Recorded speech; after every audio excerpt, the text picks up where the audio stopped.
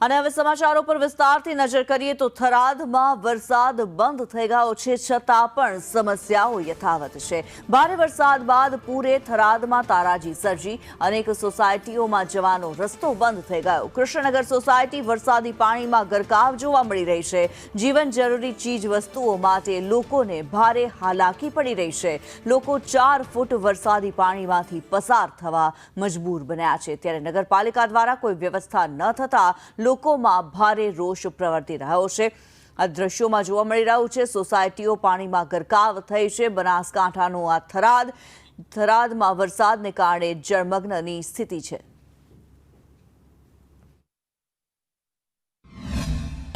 આજે 4 દિવસથી વરસાદ વરસ્યો, 2 દિવસથી તો વરસાદ બંધ થઈ ગયો છે, પણ પાણી બધું જ ભરેલું પડ્યું છે।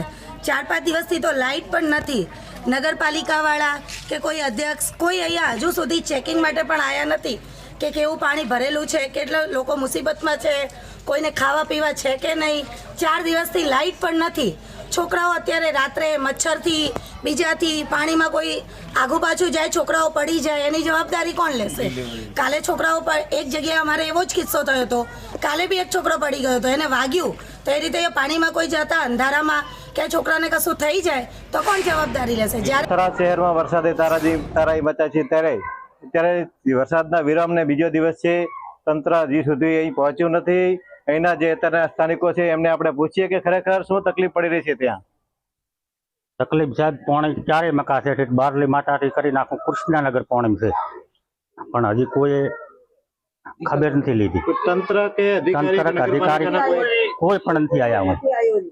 હજી અમે પોણી બેઠા હતા, સંદેશ જવા ચમચમ જવું, રોધી ચમચમ ખાવું, બાર પીવાનું પાણી નથી, લોટ નથી, સબ વસ્તુઓ નથી, લેવા ચમચમ જવું પાણી। આટલો પ્રોબ્લેમ છે, સરકારને વિનંતી।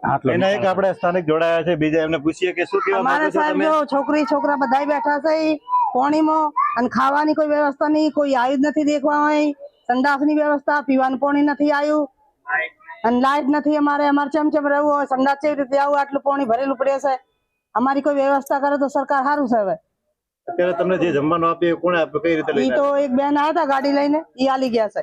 ઓલાકન બધાઈ વેચ્યું છે, બધાઈને લીધું છે। અત્યારે જે કૃષ્ણનગર સોસાયટી છે રોકડી હરિમાનની પાછળ, જ્યાં 5 ફૂટ પાણી ભરાયા છે, જે એના સ્થાનિકોને જમવા માટેની સગવડ માટે કોઈ સંસ્થા દ્વારા લોકોને આપવામાં આવે છે, તે પણ પાણીની અંદર પસાર થઈ અને તેને ઘર સુધી પહોંચવામાં આવે છે।